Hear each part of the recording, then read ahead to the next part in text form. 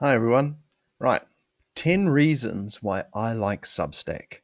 For starters, when I have people subscribe, they want to, they're giving me their email addresses. Now, if you're on YouTube or Facebook or any of the other sort of big players, you know, if your audience disappears or, you know, if they choose to, whatever happens, you lose that connection that you've developed, that community that you've built.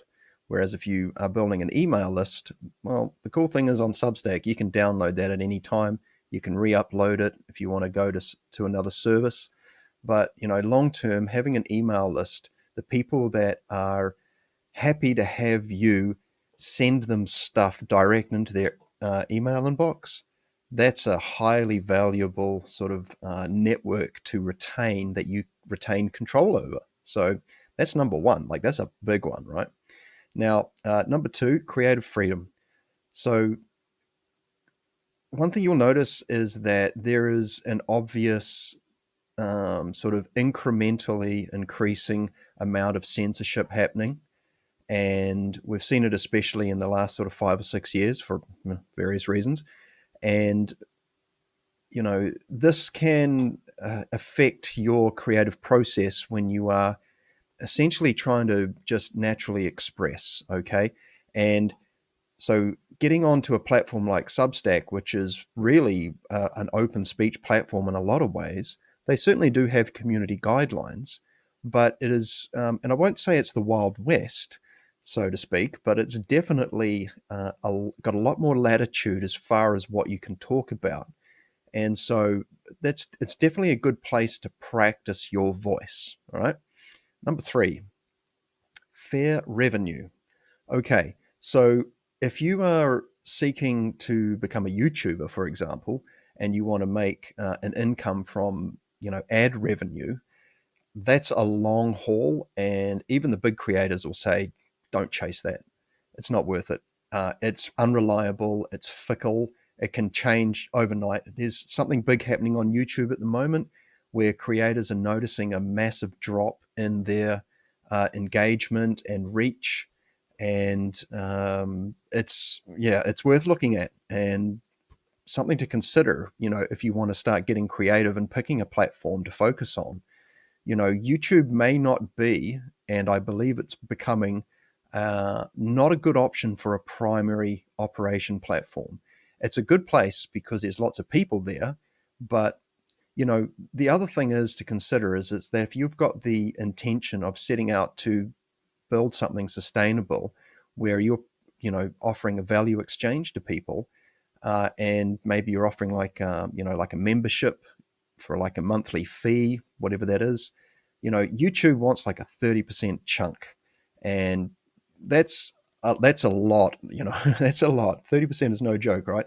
And on Substack, it's only 10%. And you'll also find that the hoops you have to jump through to get paid on Google are it's pretty serious. There's a fair amount of work involved, and you got to get a lot of stuff right. Whereas on Substack, they use Stripe.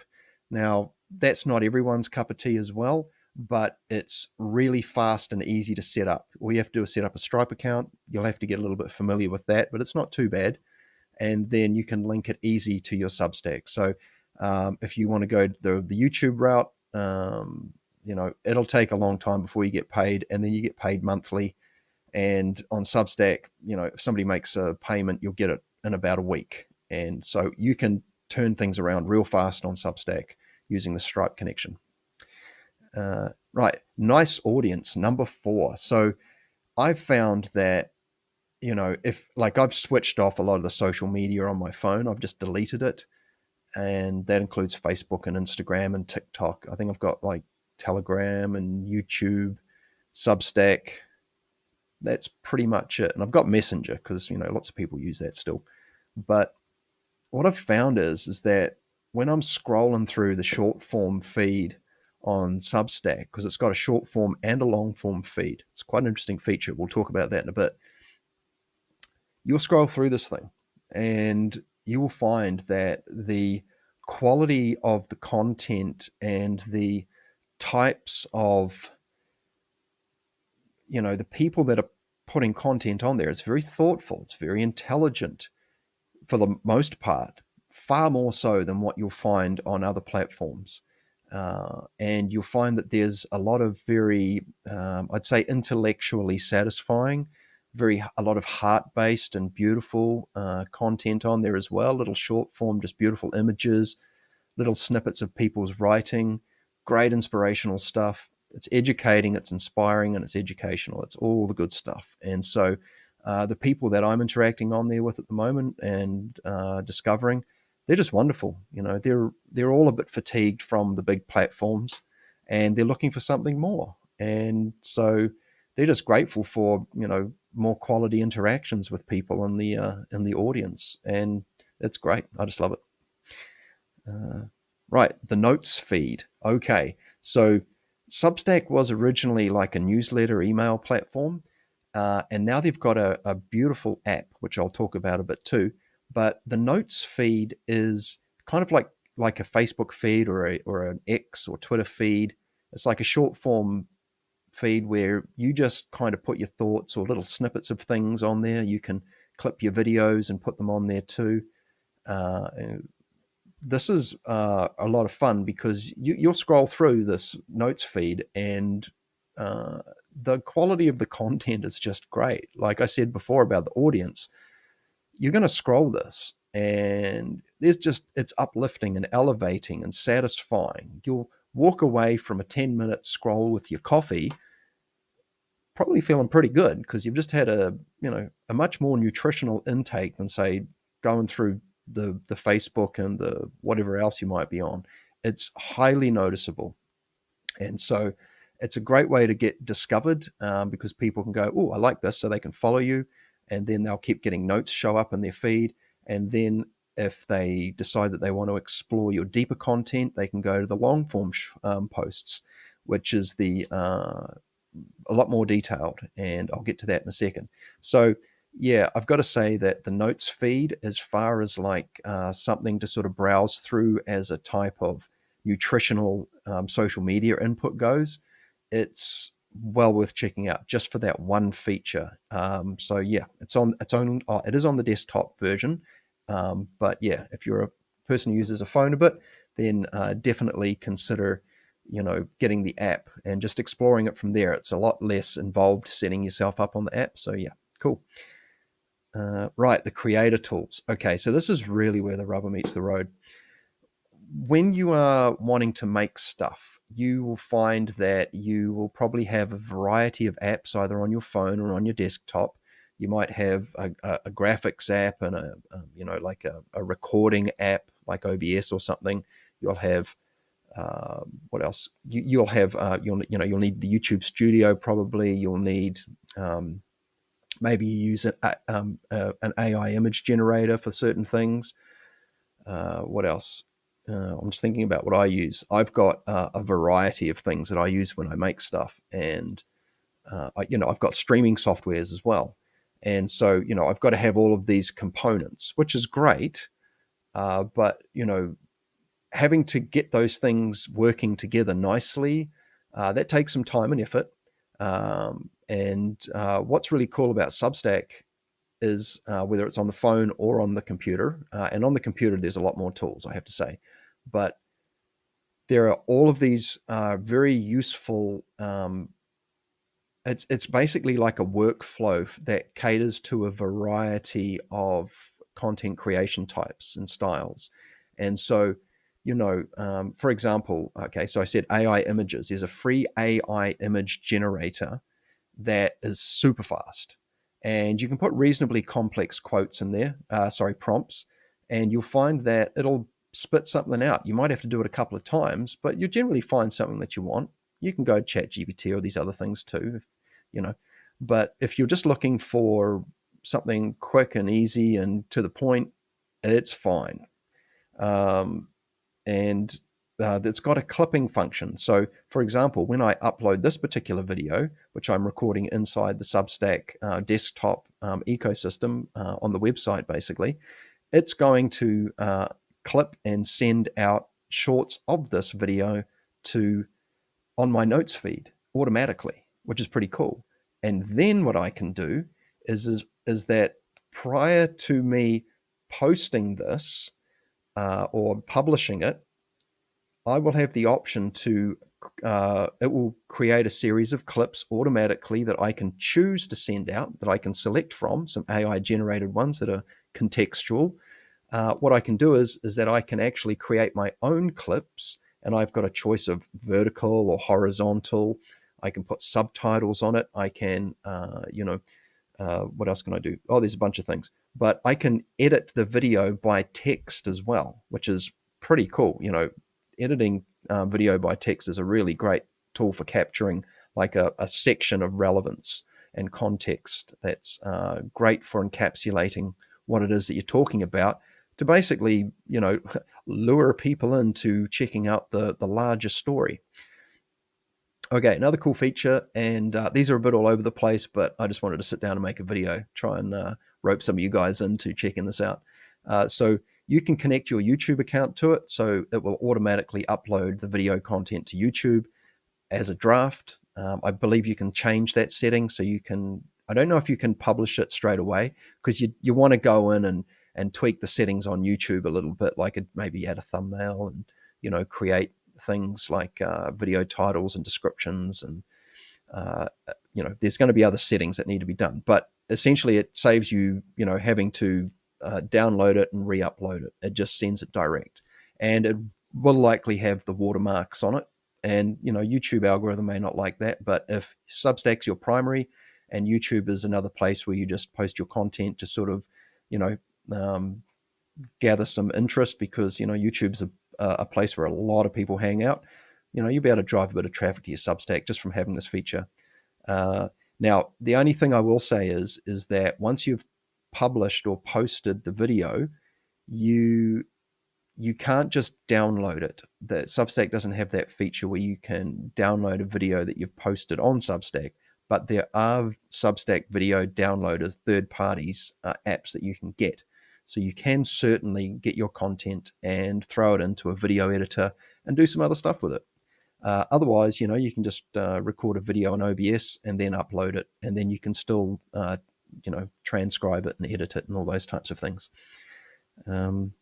Live streaming. Okay, so the Substack phone app and also the desktop app allow you to live stream, and it's very easy to set up.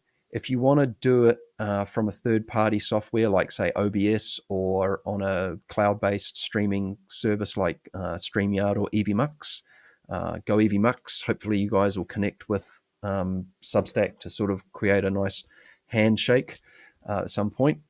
It's very easy to set up, and you can just do it straight away, and it'll put you in front of people. You'll get an alert. People will get an alert on their phone or on their email to let you know that there's a live stream going on. And generally speaking, it'll be a vertical one if it's on a phone. And then if you do a vertical live stream, when it comes out like as a YouTube, as a video post on Substack, it will change it to vertical, to horizontal, especially if you've got another guest on. So you'll see it like a person up here and a person here. And then what'll happen is that when it gets posted, it'll take those two blocks, put them next to each other, and make a nice 16:9 horizontal landscape image, which will look great on YouTube. So it's good. AI transcripting. So it will run through and transcribe your video for you for free. And a lot of programs will do this, but sometimes you have to pay, or there'll be some kind of catch. But you can do all this inside for free, and you can adjust the transcript. I think it's a bit fiddly at the moment. I haven't done a lot of correction on the transcript. I just usually have the rule of speaking slowly and clearly as best as I can, although I might be speaking a bit fast in this video, but it generally works pretty good. And like I said, you can edit the video by the text. And yeah, so text editing. So this is a really handy feature. So when you record a video and then it transcribes it, you can highlight a paragraph, and that will make a short video, and then you can just share it. You can download it, upload it to other platforms. It will have the Substack watermark and a little ending on it promoting your Substack, but hey, it's all good, right? download transcripts. This is handy. So, you can upload transcripts to YouTube so that it has, you can be selective. So let's say the transcript didn't quite capture all of the correct language. Some of the terms that we use in meditation, yoga, hermetics, etc., some of those terms the AI will not pick up and understand, and it will use other words that aren't correct. And so you may have to go through. One classic is akasha. Generally, it won't understand that word. So you'll have to go back and look for where it shows up as some other weird thing and change it. Then you can download it, upload it to YouTube, and then that as an SRT file, or it's actually, I don't know if it's SRT on Substack, but it's one of the popular types of formats, and you can use ChatGPT to help you understand how to sort that and upload it. But it's very good, because what it means is that like a YouTube audience will be able to, who don't speak English as a first language, can have it translated quite more correctly if you want to go through and adjust the transcript. Right. Number 8. Yeah, number 8. So collaboration. Now, this is super cool because, well, Substack is pretty much built and being built for collaboration. I'll give you an example. So I've done a couple of Substack interviews with people, or just discussions, using the app on the phone. And it's real easy to do, super fast. It's not mega high quality. It's more about the quality of the content rather than the production of the video, and the audio is generally good. If you've got a good mic on your phone, you're pretty good, right? If you don't, it may be worth like getting one of those, like a DJI mic, like a wireless mic or something like that. But what'll happen is that if the other person has to have a Substack account, so it's not like a Zoom when you send them an invite link and they come on and then you record it and then you may upload it, or that type of thing. This can all happen within the Substack ecosystem. So what'll happen is that, like, I did an interview or a discussion with Darian, and I've done one with James from Perseus Arcane Academy. And what happens is that straight after, because I invited him, it uploaded the video to my Substack website or home screen, and then it will also send it to them as a draft. It'll be on mine as a draft. I've got to approve it and put all the text underneath it too. But what it does is that we were both sort of co-creators in the process, and then it sends both of us a copy ready to go. We just trim it up and make it pretty. We can put a thumbnail on it. You can set it up so that it has a special intro, or it'll trim the beginning and trim the sort of the dead bits on the end. And it will automatically put it there, so you don't have to, like, download it and send them a link on a Dropbox and they upload it and these types of things. It does it. There's a lot of automated processes, and and if you are also doing paid live streams or paid creative functions, there's a whole bunch of ways of setting that up too. They don't have the function at the moment, and so I'll give you another example. Let's say I'm going to set up a paid live stream for my paid subscribers, my paid supporters, right? And you can essentially, only people who are paid subscribers can access it, or only paid subscribers can comment on it, or there's a variety of layers you can play with here. And the only thing is that it's only the host at the moment. If my guest, if they have their own subscriber audience, they will have to become paid subscribers on mine. And that can, it'd be great if Substack can set it up so basically both of the co-creators' paid audiences can just watch it through them. That'd be great. So watch out for that, right? There's a whole bunch of conversation to have about the payment options too, like the subscriber tiers. There's only 3 tiers. And it's not really like Patreon or YouTube memberships and things. It's quite different. But essentially, it's a monthly membership, a yearly membership, and a foundation level membership, and you can put special access points in, and paid level content for each one. Right, cool. And there's also this thing where when people can collaborate on text posts, and you can basically link people in there rather than adding a link to their Substack in the text body underneath or inside the article or under the video post that's like a nod to them. It's another level of embedding or connectivity of the person that contributed to the creation of it. And that will, I've found that I've got a lot of new people from doing these kinds of collaborations, because I think that the Substack ecosystem favors the collaborative method. You don't really get that in a lot of other platforms that I've seen. They don't sort of push it and encourage it. Some of them have got like a loose feature, but this is really about like people coming together, talking, and it's almost like there's an incentive to collaboration. How wonderful, right? So yeah, that's worth checking out. And what else we got? Okay, I've talked about live streaming. All right, number 9, app quality.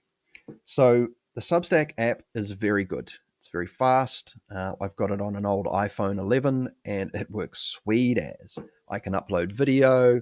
I can do live streaming on it. I can, what else can I do? I can, do the short form notes. I can do a little bit of the change settings, but you really need to have a desktop version to take full advantage of the suite of creator tools. And, this is something that is worth exploring because, the Substack team are definitely leaning into the app, and a lot of people use mobile devices. And so this is something that is becoming more of a reality in the modern day. We've known this for a while, but, there's this kind of playful interplay between the desktop creative option and the phone creative option. But I would say, it's just great to check out because, like I said, even just scrolling through the notes feed, oh, I like what that person says, I'll follow them. So I get more of their little short form notes show up in my feed. And then I'll tap on their name or I'll hit subscribe, and then I'll start getting their emails in my inbox. Or I can view their long form post instead of receiving an email, which you'll get the email as well. But you can read the long form posts and watch their long form videos and things inside the Substack app. So basically you've got a short form feed, a long form feed for people that you've subscribed to. Okay. And sometimes you'll get suggested certain things long form, but it's generally only people that you've subscribed to. So it doesn't spam you with long form stuff. If anything, you're going to get the notes feed, which is going to be all sorts of things. And it's based on your category choices when you sign up at the beginning. And that's very good. So the long form stuff is fine to browse to. And what I love about the app is that you can cast it to a smart TV, and you can also, although check me on that, that was a little while ago. I haven't done it recently, but that seemed to be a pretty easy feature. You can listen to things with the, listen to the speaker with the screen off, right? Can't do that on YouTube. You have to watch it. It's going to drain your screen. Your battery, and it's going to, can damage screens over time as well. Maybe not so much of a big deal, that one, but sometimes you just want to listen to something. Now, what's cool is that when you make a long form post, you could have a video there where you can watch and listen to the person speaking, much like we're doing now. You can also have the text body underneath, so you can download the transcript and you can have it read back to you in an AI voice of your choosing. And some of them are pretty good. There's about 6 to choose from. And the other one you can do is that you can actually record the voiceover as well if it's just a text post, long form post. But there's all of these ways for the people you're making the stuff for to interact with it, so that if they want to watch it, they can, or if they just want to listen to it, they can, or if they want to read it, they can, right? So there's lots of benefits for people who want your stuff, and there's lots of easy ways for you to make the stuff. Okay. And lastly, number 10 is the statistics. And anyone who's been getting involved in social media and is probably heading towards maybe trying to make a business out of it, or take it a bit more seriously, or you just love nerding out on statistics. I used to play cricket back in the day, and cricket is very much a stats game for nerds. It's, when I was into sports and that, but the ability for you to drill down and explore where traffic's coming from, they've just updated that section. It's very good. It gives you details that you won't get, like even the YouTube Studio app, which has got a lot of exploration and granularity as far as how you can explore the metrics. There's some stuff in Substack that's very much more simplified, but it's also easier to make sense of. You can also see a map because it's email based. It's going to tell you where those people are in the world. It'll show you a map. Most of my audience are in the US, right? So if I was going to say do live streaming to my biggest capture as possible, I'd probably cater it towards where most of the people are, so I can do it by time zones even, because it shows you. There is a bit of that in YouTube, and of course, some people are rocking VPNs, or they're maybe traveling. So, but generally speaking, the stats are pretty good. You can see who's opening and reading your emails, and who are just like, maybe a friend or a family member who subscribed. And so, you can see, if you've got a 30% open rate, then that, 30% of the people who are on your subscriber list are your true fans, if you will. And you can see who interacts with it and who shares it, and who brings in the subs from their shares and things too. And so that's really cool. And there's also a bonus section that I should add to this. So this is the 11th reason why I love Substack. And I haven't had much of a play with this, but it's worth mentioning that there is the ability to gift memberships and give people trials to your memberships. And so they can have a 7-day free trial. You can't gift memberships in YouTube. People can buy other people memberships. But if I'm a creator and I want to give people 7 days to try before they buy, I can do that easy in Substack. There's all these discount options and ways to gift, and there's surveys and things you can put in there too. The Creator Kit is very powerful, guys, and it's so worth checking out. I really recommend you give Substack a try. I'll probably make some more videos and go into a bit more detail, and maybe try to get the order of things that I'm talking about a bit more congruent in that. But there's a lot of features inside. There's a chat feature where you can have your own community chat rather than having to send them off to Discord or to another community portal. You can make Substack a primary, your general place of sort of operation, and you can put a paywall up. You can put a paywall halfway down a post. You can paywall a preview of a video. There's the ability, so you're the author, and then you've got your publications. And so I've got Phil Rice Substack as my publication. I've also got a Shaman Phil publication. I just use that for terms and conditions and testimonials and things like that. I don't know if I'll keep it, but I can create another publication. I'm actually exploring Substack as a course platform. I could create a publication that is essentially dedicated to teaching Hermetics, my style of Hermetics, or Reiki, or Tai Chi, or whatever it is. And then that whole thing, I can put a monthly thing on that as much as I want. Pretty much, I can make it $5. I can make it probably $250 or whatever. It's up to you. But there is a lot of ways to play with this. You can set up whatever you're interested in. Like, I could make a whole publication about all the social media stuff that I've learned, whether it's YouTube, Substack. I could put $20 on that, or $50, or whatever I want. Because essentially I'm saving people time, and I'm going to help ask questions that they don't know they need to discover, that they need answers for yet, things to help people save time. That's one of the reasons I'm making this video, is because I've learned so much, and it's just good to talk about it so that I can share it. And, I'm open if you guys, want to reach out and get some coaching as well. Just hit me up. There's my email will be somewhere floating around. You can reach me through Substack as well. Or Or you could just send me an email at philriceholistic.com at gmail.com, philriceholistic at gmail.com.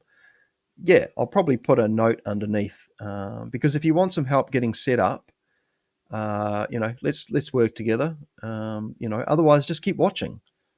I'll make some more videos. But yeah, as far as a really easy and intuitive interface goes, there's so much to play with on here. And I haven't really even scratched the surface, to be honest. There's a lot of stuff I haven't played with that maybe isn't relevant to me or what I do, but maybe will be in time. But I've covered a lot of the bases that I think a lot of creators and teachers will take value from. All right. Anyway, this was just a real ad hoc video. I hope you enjoyed it and took some value from it.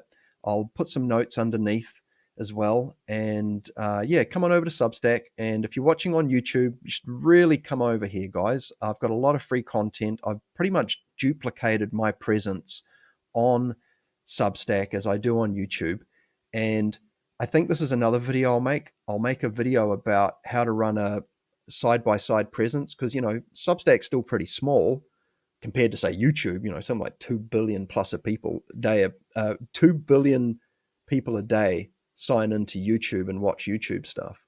Substack is getting pretty massive, and there's a lot of big names coming over to Substack because they see the benefit of it. But, running things side by side and just making it really easy. So you make one thing and then you can just connect it there and send it there, and it's a piece of cake and people start finding you because it's about making your stuff findable, eh? And then the creative process, the journey from, the spark of inspiration to the tips of your fingers, you want that to be as frictionless as possible and have fun, but there's a whole bunch of things in the creative process of making a simple post that I haven't touched on yet. So maybe I'll go into that. Anyway, if you've enjoyed this, why not like, subscribe, share, comment, all that sort of stuff. I should probably make a video on that stuff too, because a lot of that stuff's actually irrelevant. But it's nice to see that I get a bit of feedback as well. So anyway, you guys have a good one. We'll talk soon. Eh? Thank you.